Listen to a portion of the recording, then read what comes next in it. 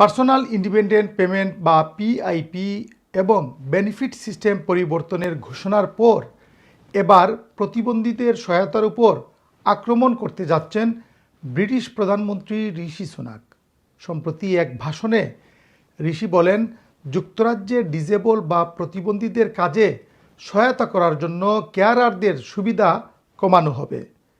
British গণমাধ্যম দি গার্ডিয়ানের এক প্রতিবেদনে জানানো হয়, ইংল্যান্ড এবং ওয়েলসে পরিচালিত 100 মিলিয়ন পাউন্ডের ওয়ার্ক অ্যান্ড হেলথ প্রোগ্রামটি আসছে সামারে শেষ হতে যাচ্ছে।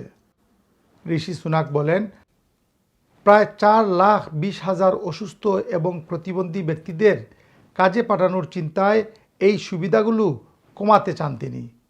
সরকারের এই পদক্ষেপ মানুষকে নিঃস্ব করে ছেড়ে দিবে বলে জানাচ্ছেন দাতব্য সংস্থাগুলির কর্মকর্তারা। সবচেয়ে বড় আঘাত হিসেবে এই সিদ্ধান্তকে তখন বিবেচনা করা হয় যখন সরকার প্রতিবন্ধীদের স্বাস্থ্যের চেয়ে একজন কর্মী বা শ্রমিকের সুস্থতায় ক্লিনিক্যাল প্রয়োজনকে বেশি গুরুত্ব দেয়। দাতব্য সংস্থাগুলি গত সপ্তাহে আনা ঋষি সুনাকের পিআইপি পরিকল্পনাকে প্রতিবন্ধী ব্যক্তিদের উপর আক্রমণ হিসেবে চিহ্নিত করেছে।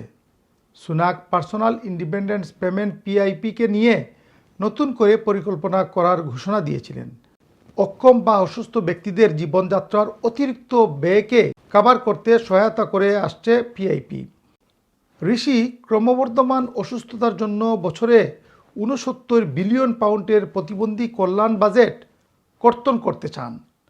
তিনি এই ঘোষণা তখন দিলেন যখন চ্যারিটেবল হেলথ ফাউন্ডেশন জানিয়েছে 2040 সালের মধ্যে 3.7 মিলিয়ন প্রাপ্তবয়স্ক ব্যক্তির অনেকেই টাইপ 2 ডায়াবেটিক্স, দীর্ঘস্থায়ী হতাশার মতো অসুস্থতায় আক্রান্ত হতে পারে।